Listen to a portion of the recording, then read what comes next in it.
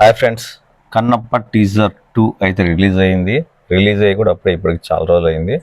ప్రభాస్, విష్ణు, మోహన్ లాల్, మోహన్ బాబు, అక్షయ్ కుమార్, నయనతార, కాజల్, శివరాజ్ కుమార్, బ్రహ్మానందం ఇంకా కొంతమంది నటిస్తున్నారు ఈ సినిమాలో. టీజర్ అయితే నాకైతే నచ్చలేదు. టీజర్ అయితే బాగలేదు. నా వరకు అయితే, నా పర్సనల్ ఒపీనియన్, టీజర్ అయితే బాగలేదు. కానీ టీజర్లో ఒకటి బాగా నచ్చింది. ఏంటంటే ప్రభాస్ లుక్. ప్రభాస్ అయితే సూపర్ అంటే సూపర్ ఉన్నాడు, ఎక్సలెంట్ ఉన్నాడు. ఎందుకంటే ఆ హైట్, పర్సనాలిటీ. సో ఆ హైట్, ఆ పర్సనాలిటీకి ఏ క్యారెక్టర్ వేసినా కూడా సెట్ అవుతుంది.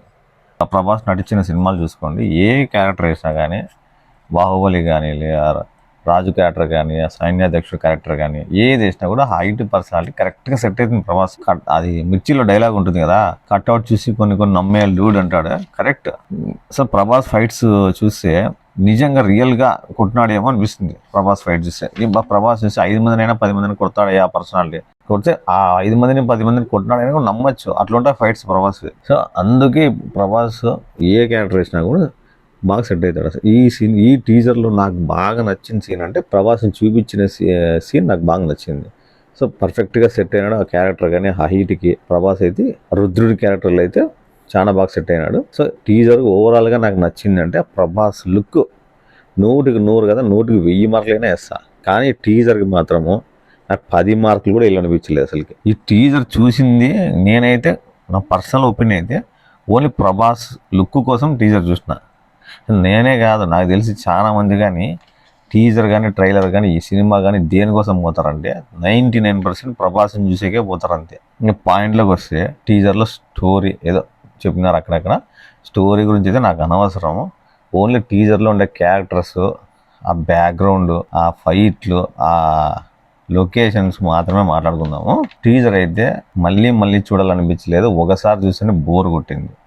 టీజర్ అసలు ఆకట్టుకునే విధంగానే లేదు అసలుకి. స్టార్టింగ్ నుంచి టీజర్ చూస్తే ఆ క్యారెక్టర్స్, ఆ బ్యాక్గ్రౌండ్, మన సినిమా మొత్తం న్యూజిలాండ్లో తీశారు. న్యూజిలాండ్ అడవుల్లో, అడవి అంటారు దాన్ని, ఏదో ఒక గోల్ఫ్ కోర్టు చుట్టూ చెట్లు మధ్యలో బాగా నీట్గా కట్ చేశారు గడ్డి. అడవి అంటే అట్లుండదు అసలుకి. అట్లుంది నీట్గా కట్ చేసి, ఏదో పార్క్ మాత్రం ఉంది అంతా. సో అట్లా చోట షూటింగ్ చేసినారు అసలుకి.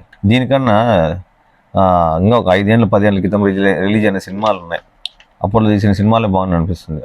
టీజర్లో ఒక్కొక్కరు క్యారెక్టర్స్ చూస్తుంటే నాకు టీవీ సీరియల్స్లో వస్తున్నాయి దెయ్యాల సినిమాలు, అమ్మవారి సినిమాలు, టీవీ సీరియల్స్లో వచ్చే విధంగా ఉంది. ఆ కెమెరా పనితనం కానీ, క్వాలిటీ కానీ అంతా టీవీ సీరియల్లో వచ్చే సీరియల్ మాదిరే ఉంది. కానీ నాకు ఒక సినిమా టీజర్ సినిమా మాదిరి కనిపించడం లేదు అసలుకి ఎక్కడే. కానీ ఆ ఫైట్స్, ఆ గుర్రాల సీన్లు, ఆ చేజింగ్ అన్నీ, ఇంకా హీరో బాణాలు వేయడము, కొన్ని హీరో హీరోయిన్ పట్టుకొని బాణం వేస్తా అంటే పక్కన నిలబడుకొని, నాకు బాహుబలిలో ప్రభాస్ అనుష్క సీన్ ఉంది కదా, 3 బాణాలు పట్టుకొని ఒకేసారి వేస్తారా, ఆ సీన్ గుర్తొచ్చింది. ఇంకా హీరో డైలాగ్ చెప్పే విధానము, గుర్రం స్వారీ చేసేది. సో ఇదంతా ఎక్కడా ఏం లేదు, అంతా ఒకటే చోట షూటింగ్ చేశారు. టీజర్ 1లో చూసినా, టీజర్ 2లో చూసినా ఏం మారలే, అట్లే ఉంది అసలుకి. ఎక్కడే కానీ ఇంకా టీజర్లో అయితే గ్రాఫిక్స్ లేవు, విఎఫ్ఎక్స్ లేదు, భారీ సెట్టింగ్ లేవు. ఇంకా బ్యాక్గ్రౌండ్ మ్యూజిక్ చూస్తే హీరో డైలాగ్లో అంతంత మాత్రమే ఉన్నాయి. ఒక్క సీన్ కానీ అబ్బా ఏముందరా ఈ సీన్, ఏం తీసినాడు అబ్బాయి సీన్, గూస్ బంప్స్ అనేది ఒక్క సీన్ చూసినా కూడా రాలేదు అసలుకి. ఒక్క డైలాగ్ కానీ టీజర్లో కానీ, 1లో కానీ 2లో కానీ ఒక్క డైలాగ్ కానీ ఒక మనసుకి ఒకటి కూడా అత్తుకోలేదు అసలుకి. ఒక టీజర్ రిలీజ్ అవుతుంది, సినిమా రిలీజ్ అవుతుందంటే మొత్తం స్ప్రెడ్ అయిపోలే డైలాగ్స్. ఆ డైలాగ్లే ఒక 1 ఇయర్ ఆ సినిమాని హైప్ ఎక్కిళ్ళు అనమాట. అట్లుండాలి డైలాగ్లో. టీజర్లు చూసి ఇంకా సినిమా చూడబుద్ధి అవుతుంది అనమాట. బాహుబలి 1 కానీ 2 కానీ ట్రైలర్ చూడండి, ఏమున్నాయి అసలుకి. బాహుబలిలో పెద్ద భారీ సెట్టింగ్స్, ఆ గ్రాఫిక్స్, సినిమా ప్లేసెస్కి పోకపోయినా ఆ ప్లేసెస్లో మనం ఉన్నట్లా, వేరే లోకంలో ఉన్నట్లా మనల్ని ప్రేక్షకుని తీసుకుపోవాలి అక్కడికి. అట్లుండాలి సినిమా అంటే. సో మనం అక్కడ ఆ లోకంలో ఉన్నామా అన్న అంత ఫీలింగ్లో ఉండాలి సినిమా అంటే, అట్లుండాలన్నమాట. కానీ అసలు ఎక్కడ కానీ ఆ ఫీలింగ్ నాకు అసలు చాలా అంటే చాలా మిస్ అయింది అసలుకి. అప్పట్లో వచ్చిన ఉయ్యాలవాడ నరసింహారెడ్డి సినిమా కూడా సూపర్ అంటే సూపర్ ఉంది. సో చిరంజీవి కూడా చాలా అంటే చాలా బాగా యాక్టింగ్ చేసినాడు. సో ఆ సినిమా కూడా భారీగా ఉంటుంది సినిమా. సో నాకైతే పర్సనల్గా చాలా బాగా నచ్చింది అసలు. అన్ని గ్రాఫిక్ సినిమాలు తీసుకో, కల్కి తీసుకో, ప్రభాస్ది చాలా అంటే చాలా బాగుంది. కల్కిలో ఆ గ్రాఫిక్స్ కానీ, ఆ వర్క్ కానీ అసలుకి మనం ఏదో ఒక కొత్త లోకంలోకి ఎంటర్ అయినట్ల ఫీలింగ్ ఉంటుంది. థియేటర్లో కూర్చొని సినిమా చూసి బయటకు వచ్చేంత వరకు ఒక కొత్త లోకంలో ఉన్నాం అంత ఫీలింగ్లో ఉంటుంది. కల్కి సినిమా శంబాల నగరం ఇట్లా ఉంటుందా అన్నంత ఫీలింగ్లో చూసినాడు. RRR కానీ ఇంకా ఇప్పుడు రీసెంట్గా అనుకోకుండా హిట్ అయిన సినిమా కాంతార. అసలు ఆ సినిమాకి పెట్టిండేది 20-30 కోట్లు కూడా పెట్టినారు లేదు, కానీ ఆ కాంతార హీరో ఎవరో కూడా తెలియదు అసలుకి. సినిమా హిట్ అయింది, మొత్తం ఇండియా అంతా పాకిపోయింది. సినిమా అసలు చిన్న బడ్జెట్ అయినా కూడా సూపర్ అంటే సూపర్గా తీసినాడు. ప్రతి ఒక్కరికి కనెక్ట్ అయింది సినిమా. అది అసలుకి దేవుడి సినిమా. అసలు అంతవరకు ఆ దేవుడి గురించి కూడా ఎవరికి తెలియదు అసలుకి. కానీ అసలుకి సినిమాల నుంచి బయటికి వస్తే ఒక రోజు 2 రోజులు సినిమా మనసులో నుంచి బయటకు పోదన్నమాట. అట్లా తీసినాడు సినిమా. సో అందుకే 20-30 కోట్లు పెడితే దగ్గర 300-400 కోట్లు వచ్చినాయి సినిమాకి.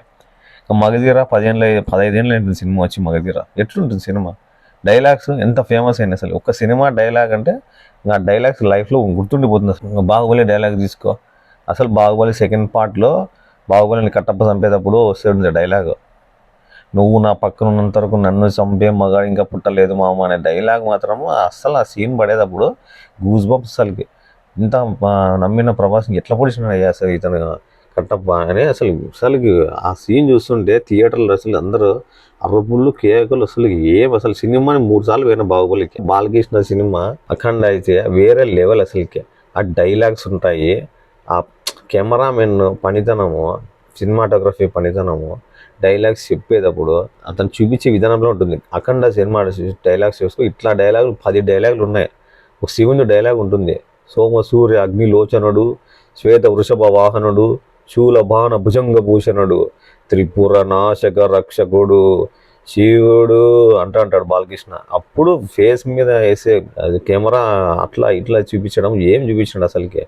చూస్తాడు నా డైలాగ్ పలుకుతా అంటే బాలకృష్ణ డైలాగ్ ఉంటుంది అసలుకి నరాలు కట్ అయితే అట్లుంటుంది డైలాగ్ అసలుకి. బాలకృష్ణ చెప్పినట్లు మాస్ డైలాగ్ ఎవరు చెప్పలేరు. అట్లా చెప్పినాడు ఆ సినిమాలో, అఖండ సినిమాలో. సినిమా అట్లే ఉంటుంది, ఆ డైలాగులు అట్లే ఉంటాయి. సినిమా తీయడం అట్లాడితే ఇంకా బాలకృష్ణ తప్ప అఖండ క్యారెక్టర్లు ఎవరు చేయలేరు. ఇంకా జీవించేసినాడు అసలుకి. అట్లుంటుంది సినిమా. అవన్నీ పక్కన పెట్టబ్బా. రీసెంట్గా వచ్చిన హనుమాన్ సినిమా తీసుకోండి. కొత్త డైరెక్టర్ 1-2 సినిమాలు తీసినాడు అంతకుముందు. కానీ ఈ హనుమాన్ సినిమాతో అసలు హనుమాన్ సినిమాకి పెట్టిన బడ్జెట్ 50 కోట్లు కూడా పెట్టలేదు అసలుకి. పెట్టిన బడ్జెట్కి తీసిన అవుట్పుట్కి డైరెక్టర్కి అయితే హ్యాట్స్ ఆఫ్ చెప్పుకోవచ్చు అసలుకి. 1 సారి 2 సార్లు కదా క్లాప్స్ కొట్టచ్చు డైరెక్టర్కి. ఏం తీసినాడు సినిమా అసలు హనుమాన్ సినిమా. అసలు 50-40 కోట్ల సినిమా తీసినాడంటే ఎవరు నమ్మరు అసలుకి.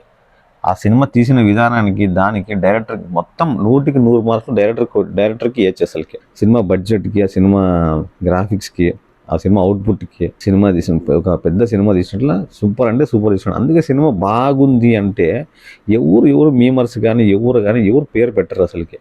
హనుమాన్ సినిమా వచ్చిండేది 50-40 కోట్లు తెచ్చినా 400 కోట్లు కొట్టేసింది సినిమా. సో సినిమా బాగుందంటేనే తెలుగు ఇండస్ట్రీ అయినా కదా, ఏ ఇండస్ట్రీ అయినా కానీ ఎవరు పేరు పెట్టుకోకుండా చూస్తారు అసలు. ఎత్తేసి మాట్లాడాలని హీరోని కానీ డైరెక్టర్ కానీ ఎవరు అనుకోరు. సో వాళ్ళు తీసే విధానాన్ని బట్టి వాళ్ళు చేసే యాక్టింగ్ చూసి వాళ్ళు జోకర్స్ మీద కనబడిస్తారన్నమాట ఆడియన్స్కి. పాన్ ఇండియా స్టార్, ఇండియాలోనే నెంబర్ 1 స్టార్ ప్రభాస్ మన సినిమాలో గెస్ట్ రోల్ చేస్తున్నాడు అంటేనే ప్రొడ్యూసర్ పాకెట్లో ఎవరైతే సినిమా తీస్తున్నారో ప్రభాస్ని గెస్ట్ రోల్ పెట్టుకుని, అది 5 నిమిషాలు కావచ్చు, 10 నిమిషాలు కావచ్చు, అర్ధగంట కావచ్చు, ప్రభాస్ నీ సినిమాలో యాక్ట్ చేస్తున్నాడు గెస్ట్ రోల్ అంటే 500 కోట్లు నీ పాకెట్లో వచ్చి పడిపోయినట్లు లెక్క. అడ్వాన్స్లో వచ్చి పడిపోయినట్లే నీ పాకెట్లో. ఎందుకంటే ఇండియాలో ప్రభాస్ అంటే సినిమా అంటే చూసేస్తారు ఫస్ట్, అది ఎట్లున్నా కానీ. అంతేం కాదే, ప్రభాస్ అంటే చూడడమే అంతే. అది ఇప్పుడు రామాయణం వచ్చింది ప్రభాస్ లాస్ట్ది, నాకైతే ఆ సినిమా నచ్చలేదు, గ్రాఫిక్స్ వర్క్ అనేది. కానీ ఆ సినిమాకి కూడా 500 కోట్లు ధరనే. బాగలేదు, కానీ ప్రభాస్ ఫ్యాన్స్ అట్లా అవ్వాలన్నమాట. అది సినిమా ఎట్లున్నా ప్రభాస్ని చూస్తారన్నమాట. సో ప్రభాస్ ఉన్నంత క్రేజ్ ఎట్లాంటిది అనమాట. ప్రభాస్ అంటే పడి చచ్చిపోతారు ఫ్యాన్స్. సో అట్లా హీరో నీ సినిమాలో నటిస్తానంటే సినిమా ఇంకా నువ్వు ఎంత బాగా తీయాలో చెప్పు. అట్లా హీరోని పెట్టుకుని సినిమా తీస్తున్నావు అంటే సినిమా ఇంకా దానికి మించి హైలైట్ ఉండాలా. సో సినిమాకి 200-300 కోట్లు బడ్జెట్ పెడుతున్నప్పుడు సినిమా లెవెల్ ఎట్లుండాలి అసలుకి, సినిమా గ్రాఫిక్స్ ఎట్లుండాలా, సినిమా తీయడం ఎట్లుండాలా అసలుకి ఇన్ని రోజులు మనము ఈ హీరోనే మనము కామెడీగా చేసిండేది. ఈ సినిమాలో మాత్రం చింపేసినాడు అసలుకి. టీజర్లోనే అనిపించినాడు అసలుకి. భలే ఉన్నాయి డైలాగ్స్ కానీ, యాక్టింగ్ కానీ సూపర్ ఉంది అనిపించలే. కానీ ఎక్కడ కానీ నాకు అసలు ఏందే కానీ అనిపించలేదు అసలుకి. పాన్ ఇండియా సినిమా తీస్తున్నామా అని చెప్పేసి మొత్తం అన్ని ఇండస్ట్రీ వాళ్ళు నటిస్తున్నారు. సినిమా ఇంటర్నేషనల్ లెవెల్లో తీస్తున్నప్పుడు సినిమా కూడా అట్లే తీయాల. నాకు తెలిసి సినిమా రిలీజ్ అయినప్పుడు కూడా ఈ సినిమాకి 90% వచ్చేది ప్రభాస్ని చూసేగా వస్తారు అంతే. నాకు తెలిసి విష్ణు కంటే మోహన్ బాబు యాక్టింగే బాగుంటుంది సినిమాలో. సో ఆయన కంటే తండ్రిని మించిన కూడా అనిపించుకోవాలి, కానీ ఇంతవరకు ఎవరు అనిపించుకోలేదు. ఇంకా ఈ సినిమా ద్వారా ఏమన్నా అనిపించుకుంటాడేమో చూద్దాము. నెక్స్ట్ ట్రైలర్ బాగుండాలని కోరుకుంటున్నా, సినిమా రిలీజ్ అయ్యి హిట్ కొట్టాలని కోరుకుంటున్నా. బాయ్ ఫ్రెండ్స్, నా ఛానల్ లైక్ చేయండి, షేర్ చేయండి, సబ్స్క్రైబ్ చేయండి.